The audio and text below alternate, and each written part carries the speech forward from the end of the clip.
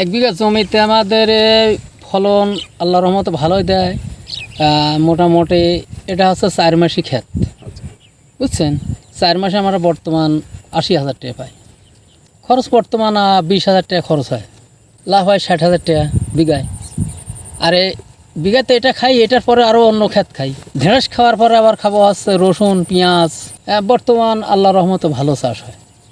বাজারের চাইতে এখন একটু কম, কিন্তু এর আগে 35, 40, 30, 28 এমন করে বেচেছি কেজি। এখন বর্তমান 18-20 টাকা পাইকারি, খোসা 25, 30।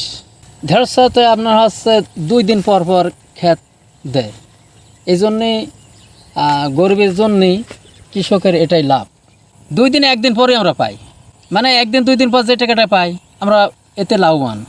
1 বিঘে জমিতে আপনার 5 মণ করে তুলি মাসে, তাও বর্তমান 20-25 হাজার টাকা আসে, 4 মাসে আসবে। আর যেতে আল্লাহর রহমতে যেতে বাজারটা ভালো পায়, মোটামুটি লাখ পার হয়ে যায় বিঘি।